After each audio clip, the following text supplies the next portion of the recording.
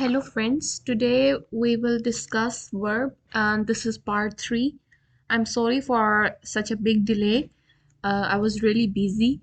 So today we will study verb. We are done with tenses and now we will study active passive voice, but we will not discuss it in detail because we will discuss them later, but still they are the part of verb. That's why I decided that I will discuss it briefly. So, what is actually a voice? A voice is a grammatical term that shows the distinction between doing and being done to. It makes it possible to view the action of the sentence in two ways without change in fact reported. For example, the cat killed a rat. And consider the next sentence, a rat was killed by the cat. Now you can see these sentences that both sentences means the same thing, that the rat is killed by a cat and the cat killed the rat. So the action is same and the fact that is reported it is same. So it is about active, and this is all active passive voice where subject the basic sentence structure is subject, verb, and object in English language. We see that in active voice, the subject is performing an action, then the verb, then there is an object, and the active object becomes a passive subject in passive voice, and the active subject becomes passive object in passive voice. And we see that there is a chain that we add by within the sentence. We made some additions. We replace a word like I is replaced by me, we is replaced by us, you is not replaceable, she is replaced by her in passive voice, he is replaced by him in passive voice, and they is replaced by them in passive voice. Okay, so that is actually about active and passive voice, where we change the sentence, but we change the position of subject and object, but the fact remains the same. So we will discuss them later. That how they are used in a sentence, like in the tenses, like in present indefinite tense and in the other tenses. Now we will discuss infinitives. So what are infinitives? Infinitive is to plus base form of verb. Now what it is all about? It's about the use of to within a sentence with the verb, like I want to go home. So in the sentence, to is used with base form of verb go. And in this way, we use infinitives like you can see that we say I want to play, I want to swim, I want to go, I want to talk, I want to speak about a common issue. So in this way we use these infinitives, and they might be used alone, that we begin to talk down the road.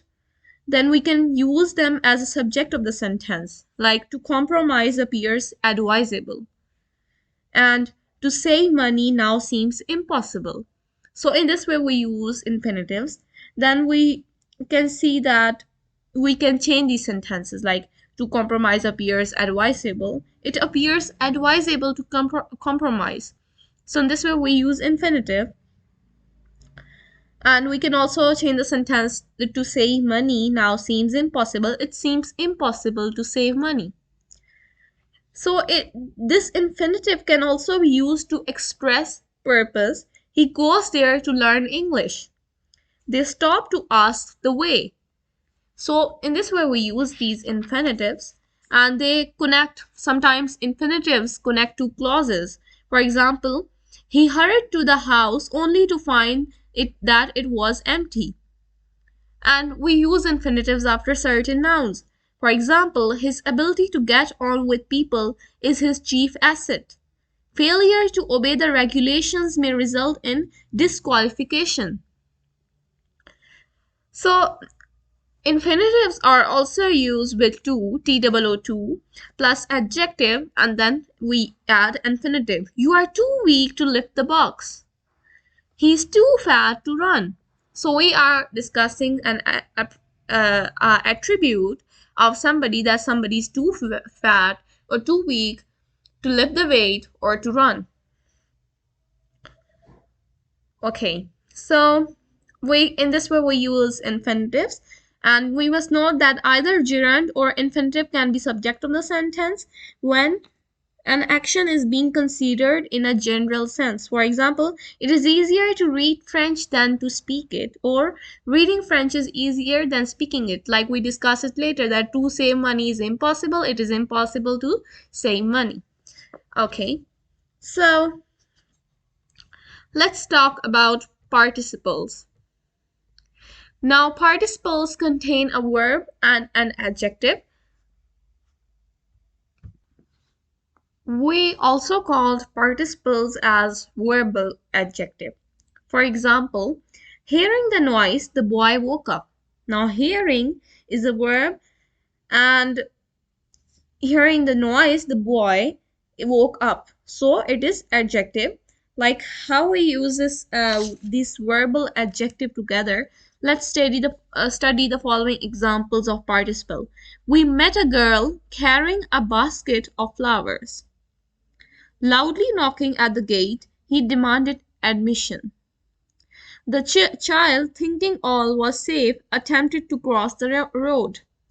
He rushed into the field and foremost fighting fell. Now, now we can see that in these sentences, carrying, knocking, thinking, and fighting, all of these are verbal adjectives. And like we studied, and I have read the example, hearing the noise, the boy woke up. Now, in this sentence, hearing is also a participle because it functions as a verb as well as a adjective. And in all these sentences that I have uttered now, these carrying, thinking, knocking, fighting, all of these are verbal adjectives. They function as a verb as well as an adjective in a sentence. So they are known, this is also known as participle phrase. And the first example, that hearing the noise, the boy woke up, according to its use, it can also be referred as adjective phrase. We will discuss adjective phrase and other phrases later in my next videos. So we leave it here, and let's talk about the present participle and the past participle. Okay, so present participles are those that end in ing, represent an action as going, carrying, knocking, thinking, and they are on their incomplete and imperfect. Means the action is not completed now. It is in the present moment, so it is present participle. If the verb from which it comes is transitive, it takes an object, like in sentence 1. We met a girl carrying a basket of flowers. Okay. So now we can see another thing, that what are past participles. They are also verbal adjectives, but how they end? They end in ed instead of ing. Like blinded by the dust storm, they fell into disorder. Now blinded serves as a verb as well as an adjective, and it is a past form. Instead of blinding or something like that, we have used the word blinded, so it is a past participle. Deceived by his friends, he lost all hope. Now, instead of using deceiving or something like that, we have used the word deceived, which ends at ed. So it is also a past participle. Okay, so in this way, these participles are used.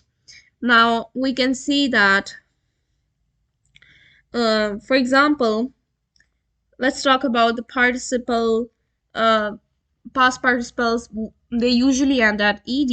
I have talked, but they can end in at d, t, en, or n. Like we have example, driven by hunger, he stole a piece of bread. Now, driven ends at n, and still it is past participle. Okay, So participles are used as simply qualifying adjectives in front of nouns. So they are known as participle adjectives. For example, a rolling stone gathers no moss. We had a drink of the sparkling water. His tattered coat needs mending. Tattered means something that is tore up, or something that is not proper, like his clothes has been cut into pieces. So that needs mending, means repair. So these are all verbal adjectives. Now rolling is a present participle, sparkling present participle, tattered is a past participle. Okay, so now it is to be noticed that continuous tenses like active voice are formed from the present participle, like I am running, I am running, I am swimming, I shall be loving. In these all sentences have present participle. And in perfect tenses, active voice are formed from past participle, with the tenses of verb have I have loved, I have loved, I had loved, I shall have loved. Okay, so participles mostly qualify noun or pronoun. May be used as an attributive adjective, like Rolling Stone gathers no moss. Predicative, as the man seems worried. Now, worried is a past participle and it modifies the subject man. And it is also used absolutely with the noun and pronoun going before, as the weather being fine, I went out. So being fine, being is a present participle in this sentence. Okay, so now let's talk about the absolute phrase and the nominative of absolute. Now these we can see that participles are used with nouns and pronouns going before it. It form a phrase independent of the rest of the sentence, like the weather being fine, I went out. If we delete this part, it doesn't make the sentence ambiguous. So this is known as an absolute phrase, and a noun or pronoun so used with the participle called a nominative phrase. So an absolute phrase can easily be changed into subordinate clause. Subordinate clause are also known as dependent clauses. They are dependent on something, like spring advancing, the swallows appear. Now spring advances is dependent on the swallows appear. When the spring advances, it is an adverbial clause of time. So